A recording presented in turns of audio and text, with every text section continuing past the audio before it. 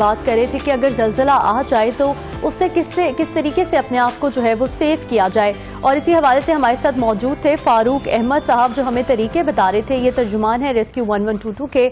उनकी तरफ दोबारा बढ़ते हैं। सर बताइएगा, हम बात कर रहे थे अगर 2 और 3 मंजिला बिल्डिंग या उससे ऊंची बिल्डिंग में आप मौजूद हैं और आप नहीं निकल सके हैं तो किस तरीके से अपने आप को वहां पर बचाया जाए। प्लीज कंटिन्यू कीजिएगा। Thank you very much. मुझे आवाज आपकी रिपीट आ रही है, अब ठीक होगी?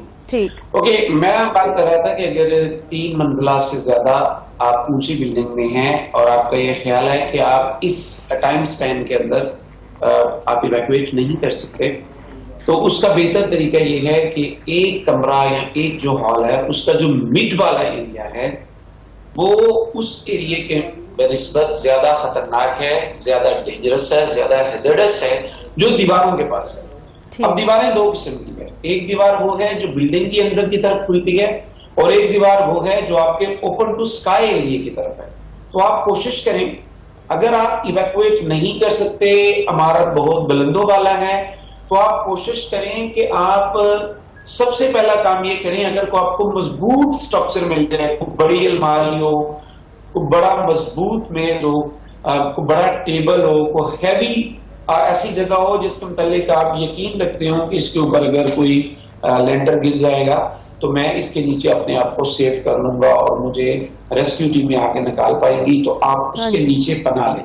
ठीक। अब अगर वो भी मौजूद नहीं है और आप हेल्पलेस हैं, अब हम ये नहीं कह रहे कि ये आइडियल सिचुएशन है, लेकिन हम 2-3 बातों को डिस्कस कर चुके हैं। नंबर 1, हमारे पास इवैक्यूएशन होने के लिए चांस नहीं है कि हम बुलंदों वाला किसी 22वें 24वें फ्लोर के ऊपर हो। नंबर 2, हमारे पास कोई ऐसा हैवी स्ट्रक्चर नहीं है जिसके नीचे हम बना ले लें, मतलब वो कोई बेस भी हो सकता है, वो बड़ी अलमारी टाइप चीज भी हो सकती है, और कोई ऐसी चीज हो सकती है जिसके ऊपर आप भरोसा कर सकते हैं कि खुदा ना करे अगर बिल्डिंग गिरी तो मैं इसके नीचे सेफ रहूं। ठीक। अब ये सारी चीजें नहीं है तो ये जान लें कि किसी भी बिल्डिंग का जो मिड एरिया होता है वो ज्यादा खतरनाक होता है, और रिसर्चेस कहती हैं, हमें ऑपरेशन से बताते हैं कि जो मिड एरिया होता है वो ज्यादा खौफनाक होता है और वो क्लैप्स होता है तो वो पैनकेक बन जाता है, यानी कि वो मिलिया मेट कर देता है चीजों को। तो हमने कोशिश करना है कि हम दीवारों के साथ रहें। ठीक। अब दोनों दीवारों पे जो बेस्ट ऑप्शन है वो ऑप्शन है जो ओपन टू स्काई है, यानी कि जो बाहर की दीवारें हैं किसी भी प्लाजा की, बाहर की दीवारों का एडवांटेज ये है कि खुदा ना करे अगर बिल्डिंग गिरती है तो हो सकता है यू आर सो लकी कि आप बिल्डिंग गिरे तो आप वहीं से वैसे ही थ्रो हो जाए और बाहर की तरफ गिर जाए। अगर फर्ज करें आप बाहर की तरफ नहीं जाते तो कम से कम ये इम्कान मौजूद है कि जब सर्च ऑपरेशन स्टार्ट होगा तो आप क्योंकि बाहर की दीवारों की तरफ होंगे तो आपको life locators, thermal image cameras वो आपको बहुत जल्द सर्च कर लेंगे और आप तक जल्द पहुंच जाएंगे। तो ये सादा सा फार्मूला है। लेकिन अगर आप बड़ी इमारतों में रहते हैं तो दुनिया में अब नए कंसेप्ट आ गए हैं, जो 22वें मंजिल के ऊपर 23वें मंजिल के ऊपर लोग रहते हैं, वहां पे अब कई ऐसे बेड भी इंट्रोड्यूस हो गए हैं कि खुदा ना करे कि जब वो शेक होते हैं तो वो खुद ब खुद आदमी उस बेड के अंदर चला जाता है और उस बेड को सेव कर लेता है। ये मैं मॉडर्न आपको बात बता रहा हूँ। और एक बात मैं आपको बताना बड़ा जरूरी समझता हूँ कि अगर किसी जगह पे 6 रेक्टर स्केल का अर्थक्वेक आ गया है तो ये जरूरी नहीं है कि उस पूरी पट्टी में नुकसान एक जैसा हो। मतलब फर्स्ट है, जापान के अंदर जलजले अक्सर आते रहते हैं तो उनकी बिल्डिंग, उनकी कंस्ट्रक्शन जो है वो आज रेजिलियंट उन्होंने बनाई हुई है। उन्होंने अपनी बिल्डिंग्स को, इन कोड्स को, इन रहनुमा उसूल को मद्देनजर रखा है, क्योंकि वहां पे वो एक ऐसी पट्टी के ऊपर मौजूद है जहां पे हर वक्त अर्थक्वेक आते रहते हैं। तो उन्होंने अपनी बिल्डिंग्स को अर्थक्वेक रेजिलियंट बनाया हुआ है, जिसकी वजह से छोटा मोटा अगर जलजला आ जाता है तो उनकी बिल्डिंग्स ऐसी हैं, उनकी कंस्ट्रक्शन ऐसी है कि वो उनका नुकसान कम है। लेकिन अगर वही जलजला किसी तरक्की पजीर मुल्क में आता है जहां पे बिल्डिंग्स जो है वो उन चीजों को मद्देनजर रख के नहीं बनाई जाती, तो उसका रिजल्ट ये निकलता है कि वो कम रेक्टर स्केल का जलजला भी जब आता है तो वहां पे जो डिस्ट्रक्शन का मैग्नीट्यूड है वो बहुत बड़ा हो जाता है। तो ये बात याद रखना कि हम कुदरती आफात को रोक नहीं सकते, ये अल्लाह की तरफ से एक अमर है और ये नेचुरल डिजास्टर है। लेकिन हम अपनी लिविंग में, अपनी बिल्डिंग्स में अगर चंद तब्दीलियां कर लें तो हमारा नुकसान दूसरे लोगों से कम हो सकता है। तो इन रहनुमा को अगर हम अपनी बिल्डिंग्स बनाते हुए, अपने घर बनाते हुए, अपनी फैक्ट्रीज बनाते हुए, अपने प्लाजास बनाते हुए अगर हम शुरू से ही सेफ कंस्ट्रक्शन करें, वहां के रहने वालों को इवैक्यूएशन की ट्रेनिंग दें और लोगों को बताएं कि अगर कोई ऐसा हादसा हो जाता है, इवन अगर फायर लग जाती है, आग लग जाती है, तो ऐसी सूरत हाल में हमको इवैक्यूएट कैसे करना है, हमने किन चैनल्स को, किन एसओपीज को फॉलो करना है, तो इससे इंसानी जिंदगी का ज़िया कम हो सकता है। सर, इसके बाद दूसरी जो जी हाँ जी, प्लीज। अगर हम बात करें पाकिस्तानी इंफ्रास्ट्रक्चर की, तो पाकिस्तान में जैसा कि हम देखते हैं कि अब मुख्तलिफ इलाकों में मुख्तलिफ तरीके की बिल्डिंग्स जो हैं वो पाई जाती हैं। अब अगर हम पहाड़ी इलाकों की बात करें तो उधर जिस किस्म के घर बने होते हैं वो मुख्तलिफ होते हैं, और अगर हम शहरों की बात करें तो वहाँ पर घर जो है वो मुख्तलिफ होते हैं। तो ये जो आपने सारा का सारा प्रोसीजर बताया, ये सबके लिए सेम लागू होता है? जी बिल्कुल, इसमें कोई दो राय नहीं है कि जो नेशन, जो कम्युनिटीज, जो बिल्डिंग सेफ्टी के असूलों को मद्देनजर रख के बनाई जाएगी और अपने इलाके के हैजर्ड को मद्देनजर रख के बनाई जाएगी। मसलन मैं आपको एक छोटी सी एग्जांपल दूं जी। अगर जो लोग दरिया के किनारे रहते हैं तो उनका सबसे बड़ा हैजर्ड ये है कि वहां पे फ्लड आ सकता है। इवन अगर वो किसी समंदर के करीब रहते हैं तो वहां पे सुनामी डिजास्टर हो सकता है। तो अगर वो अपनी बिल्डिंग्स को इन दोनों हैजर्ड्स को सामने रख के बनाएंगे तो मुस्तकबिल में अगर कभी उन्हें किसी डिजास्टर का सामना करना पड़ेगा तो उनकी नुकसान कम होंगे। अगर जो लोग पहाड़ी इलाके में रहते हैं तो उन्हें इस बात का बखूबी पता है कि जब अर्थक्वेक आता है, मुझे इत्तेफाक हुआ है एक दफा मैं पहाड़ी इलाके में मौजूद था, तो वहां पे लैंडस्लाइडिंग बहुत ज्यादा से होती है, ऊपर से जो रोलिंग रॉक्स हैं वो बहुत ज्यादा मूव करते हैं। तो आपको अगर आपका घर गिरे या ना गिरे तो आपको ये कैलकुलेट जरूर करना है कि यहाँ पे अगर हमारा घर मौजूद है तो रोलिंग रॉक्स आपके घरों के ऊपर आके गिर सकते हैं, बड़े बड़े पत्थर गिर सकते हैं। और अगर आप किसी ऐसे इलाके में रहते हैं जो कि अंटार्कटिका का इलाका है या बर्फानी इलाका है, तो वहां पे एवलांच जो है, जो लोग केटू वगैरह के एरिया में होते हैं, अगर वहां पे सियाचिन के एरिया में होते हैं, जब इस तरह का कोई अर्थक्वेक होता है, फिनोमिना होता है, तो वहां पे एक बहुत बड़ा एवलांच मूव करती हैं, बड़े बड़े आप यूं समझे आइसबर्ग मूव करना शुरू कर देते हैं। पहाड़ों के पहाड़ जो है वहां पे एक आफ्टर शॉक्स जो और तरह के होते हैं, मसलन खुश्की में आफ्टर शॉक्स और तरह के, और पानी दरिया के अंदर अगर आप हैं तो वहां पे सुनामी फिनोमिना और तरह का है। और अगर आप किसी बर्फानी इलाके में और वहां पे अगर कोई अर्थक्वेक आ गया तो वहां के आफ्टर शॉक्स और तरह के हैं। So we have to prepare considering our vulnerability and the hazards. अच्छा सर, अगर हम पहाड़ी इलाकों की बात करें तो पहाड़ों पर भी घर जो हैं वो पाए जाते हैं, और हमने देखा कि 2005 में जो पाकिस्तान में ज़लज़ला आया था और 2013 में आया था, वहां पर डिस्ट्रक्शन पहाड़ी इलाकों में ही ज्यादा हुई थी। तो उन लोगों के लिए आप क्या पैगाम देंगे? उनके लिए ऐसी क्या अवेयरनेस होगी कि जिसके अंदर वो अपने आप को ज्यादा से ज्यादा सेव कर सकते हैं, क्योंकि उनके लिए घर से बाहर निकल के भी वो एक पहाड़ के ऊपर मौजूद है जो हिल रहा है, तो वो अपने आप को कैसे सेव कर सकते हैं? देखिए, जब ज़लज़ला आया था हमारे इस इलाके में, पहाड़ी इलाका जात में, तो पाकिस्तान रेस्क्यू टीम ने वहां पे रिस्पॉन्ड किया था जी। और मैं उस एरिया को जानता हूं। देखें, मैदानी इलाके की इवैक्यूएशन और पहाड़ी इलाके की इवैक्यूएशन यानी कि महफूज इनखला मुख्तलिफ है जी। अगर आपने मैदानी इलाके में इवैक्यूएशन करनी है तो आपने किसी बाहर खुली जगह पे अपनी मंजिल, अपनी जो बिल्डिंग है उससे 3 गुना दूर खड़े होना है, जो कि आपका सेफ एरिया है। हाँ जी। और अगर आप किसी समंदर के किनारे मौजूद हैं, किसी दरिया के किनारे मौजूद हैं, तो आपने जब बाहर निकलना है तो आपने ये बात ज़हन में रखनी है कि बंद टूट सकता है, पानी आ सकता है। तो मैंने अपने बच्चों को किसी ऐसी जगह पे खड़ा करना है कि इस जलजले के नतीजे में, सुनामी के नतीजे में जो फ्लडिंग होनी है, मैंने उससे भी बचना है जी। अगर आप पहाड़ी इलाके में मौजूद हैं तो कंसीडर दिस कि आपने जब बाहर निकलना है तो आपने 2 पहाड़ों के दरमियान जो खाली जगह है, जहां पे जो रोलिंग रॉक्स है, जो पत्थर लुढ़क के आ रहे हैं, आपने उधर वहां खड़े नहीं होना जी। वो पहली नजर में तो महफूज जगह लगेगी, लेकिन वो सारे के सारे पत्थर लुढ़क के उस जगह पे आएंगे। तो आपने ये करना है, अगर आप पहाड़ी इलाके में मौजूद हैं तो सबसे पहले आपने फौरन वो कोई छोटा ऐसा पहाड़ ढूंढना है, कोई ऐसा छोटा स्टेबल पत्थर ढूंढना है, कोई ऐसा छोटा शेड ढूंढना है, कोई ऐसा आपने केज ढूंढना है, कोई गार ढूंढना है जिसके मुतालिक आपका ख्याल है कि वो आपके दूसरे स्ट्रक्चर से थोड़ा सा बेहतर है।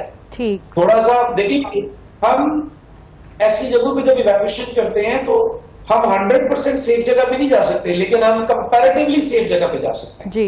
अगर आपका घर किसी ऐसी जगह पे है जहां पे रोलिंग रॉक ज्यादा आ सकते हैं, तो आपने फौरन किसी ऐसे स्टेबल पहाड़ के पास मूव करने की कोशिश करनी है जिसके ऊपर रोलिंग रॉक नहीं है या कम है या वो मजबूत है और उसकी पिछली हिस्ट्री है कि वहां पे लैंडस्लाइडिंग नहीं हुई। तो ये इस तरह की सॉल्यूशंस हैं जहां पे हमने कंपैरेटिव देखना है कि कहां पे हमारा नुकसान कम हो सकता है। लेकिन पहाड़ी इलाके वाले ये बात ज़हन में रखें कि उन्हें लगता यह है कि हमारे सामने जो ग्राउंड है ये बिल्कुल ठीक है और वो वादी में है, तो वादी जो होती है वो उस वक्त सबसे ज्यादा वल्नरेबल होती है, हैजर्डस होती है। अगर वहां पे इससे पहले रूटीन है, रोलिंग रॉक आ सकते हैं, तो आपने किसी ऐसे पनाह में जाना है, किसी ऐसे सेफगार्ड एरिया में जाना है जहां पे आपके ऊपर पत्थर ना आ सके और आप सेफ रह सके। यानी वादी वो जगह है जो देखने में तो सबसे ज्यादा सेफ लगती है, लेकिन वो बिल्कुल सेफ नहीं होती है और वहां पे सबसे ज्यादा नुकसान का जो है वो खतरा हो सकता है, खासतौर पे जानी नुकसान का।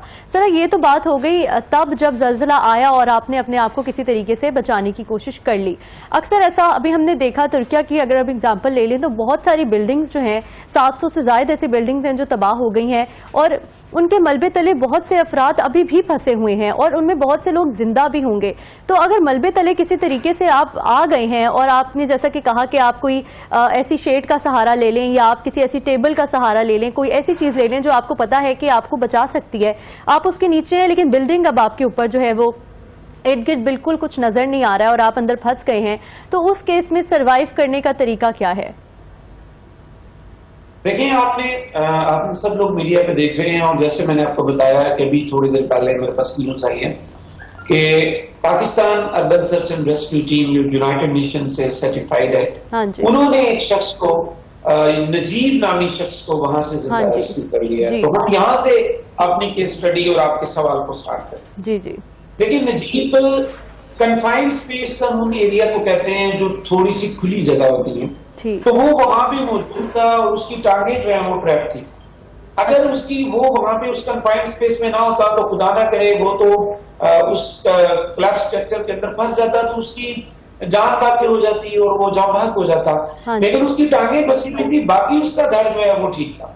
सही। अब इसमें दो बुनियादी बातें हैं। हम पहले रेस्क्यू की बात कर लेते हैं, इसके बाद हम फर्स्ट एड की बात करें। हाँ जी। तो जो कोई आदमी किसी बिल्डिंग के नीचे आ जाए, खुदा ना करे हम में से किसी के साथ ऐसा वाकया हो, तो सबसे अहम बात यह है कि हमने अपने आप से यह वादा करना है कि मैंने जिंदा रहना जी। अगर हम दिल हार जाएंगे तो हम जिंदगी हार जाएंगे। सही। और आप देखेंगे कि इस बिल्डिंग के अंदर से अभी भी आपको न्यूज मिलेगी कि कुछ तो मेरे रब का मुआवजा होगा और कुछ वो लोग होंगे जिन लोगों ने अपनी हिम्मत नहीं हारी होगी और वहां तक रेस्क्यू टीमें पहुंची होंगी। तो सबसे अहम बात यह है कि आपने अपनी कमिटमेंट और अपनी जो विल पावर है कि आई हैव टू सर्वाइव, वो आपने गिरने नहीं देनी। अगर आपने वो गिरने दी तो आप छोटी सी चोट में भी आपकी डेथ हो सकती है। सो सबसे पहली बात कि फाइट फॉर सर्वाइवल, ये पहला असूल। नंबर 2, अगर आप वहां पे पहुंच जाते हैं तो आप कोशिश करें कि जो बाकी जिस्म आपका बाहर है, हाँ जी, आपका नाक और मुंह, ये दो ऐसी जगह हैं जो आपकी जिंदगी के रास्ते हैं, आपकी जिंदगी है, यहां से आपको ऑक्सीजन मिल रही है। और अगर आपका कोई वाइटल ऑर्गन नहीं फंसा, आपकी टांग फंसी हुई है, आपके बाजू फंसे हुए हैं, तो रेस्ट एश्योर आप जिंदा रह सकते हैं। आप 72 आवर ऐसे एग्जांपल्स हैं कि 10-10 दिन के बाद भी लोगों को निकाला जिंदा। तो अगर आपकी वाइटल ऑर्गन जिंदा है तो आप जिंदा रहेंगे। आपका ब्रेन, आपका दिल, आपके लंग्स अगर इसमें डैमेज नहीं हुए, अगर आपकी कोई टांग फंस गई है तो वो तो आप नहीं निकल सकेंगे जब तक कोई रेस्क्यू टीम नहीं आएगी। हाँ जी। तो आपने इस बात का ध्यान रखना है कि आपने अपने मुंह और आंखों को और नाक को अगर आप ढांप सकते हैं, हाँ जी, क्योंकि बिल्डिंग कोलैप्स की सूरत में वहां पे दर्द बहुत ज्यादा होती है।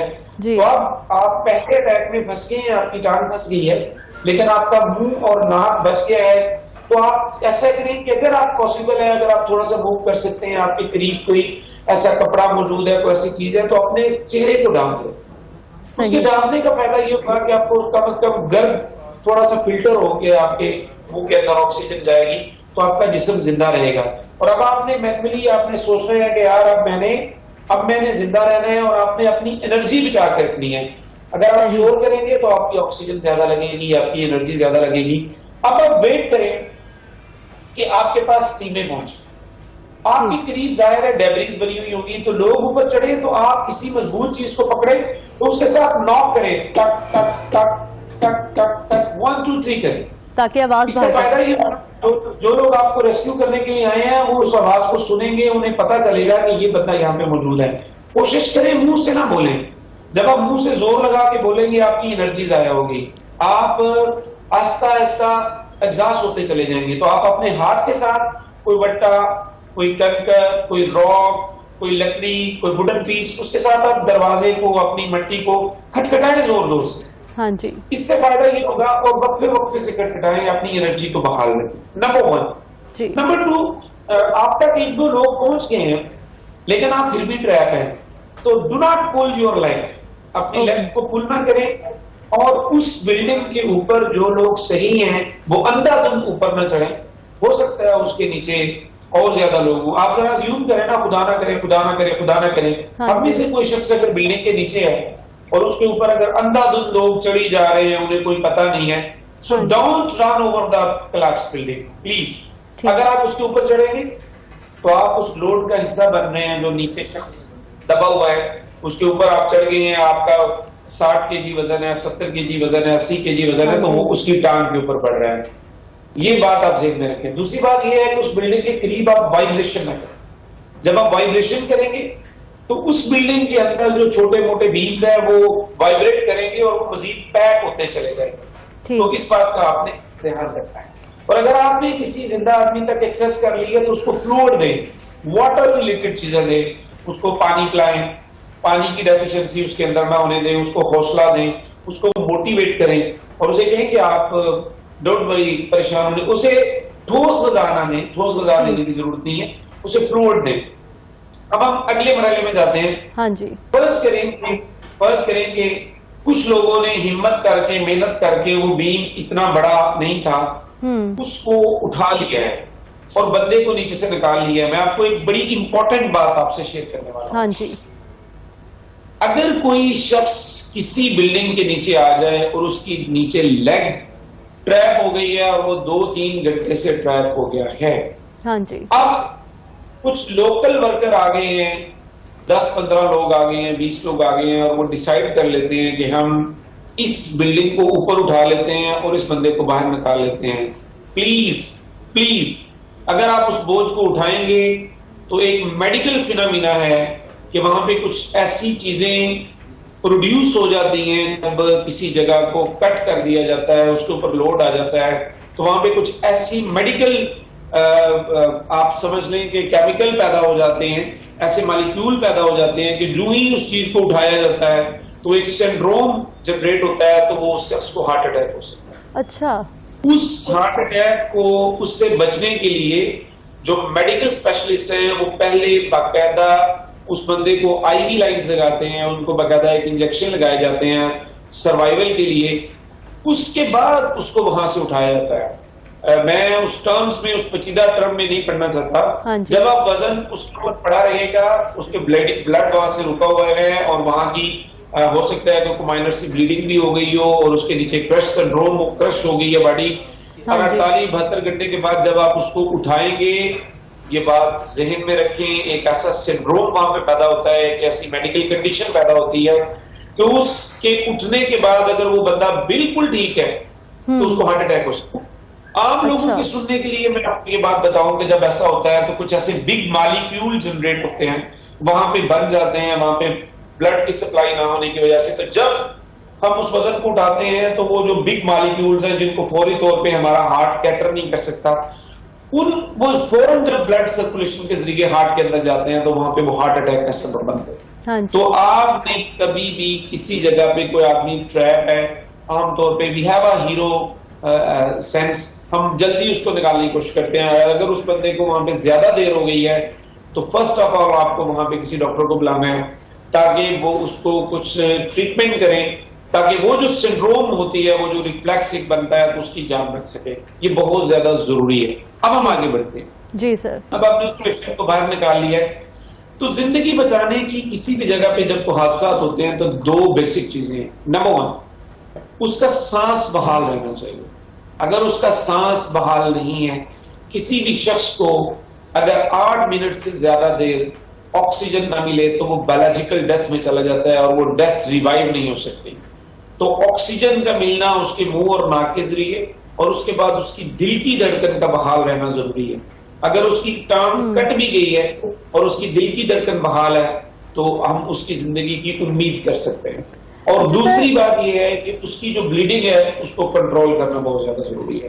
तो ये 2 काम हम किसी भी ऐसे हादसा होने के पहले हम घरों में सीख सकते हैं। रेस्क्यू 1122 का ये मिशन है कि हम लोगों को कम से कम हर घर में एक बंदा ऐसा होना चाहिए जिसे जो बुनियादी फर्स्ट एड को जानता हो, उसे पता हो कि अगर किसी की ब्लीडिंग हो रही है तो मैंने उस खून को कैसे रोकना है, और उसे पता हो कि अगर किसी शख्स की दिल की धड़कन बंद हो गई है तो उस दिल की धड़कन को बहाल कैसे करना है, जिसको मेडिकल की टर्म में CPR कहते हैं, कार्डियो पल्मोनरी रिससिटेशन, यानी कि फेफड़ों और दिल की बहाली के अमल को कार्डियो पल्मोनरी रिससिटेशन कहते हैं। तो ज्यादा खून बहने की वजह से, किसी शख्स की दिल की धड़कन बंद होने की वजह से भी मौत वाकई हो जाती है।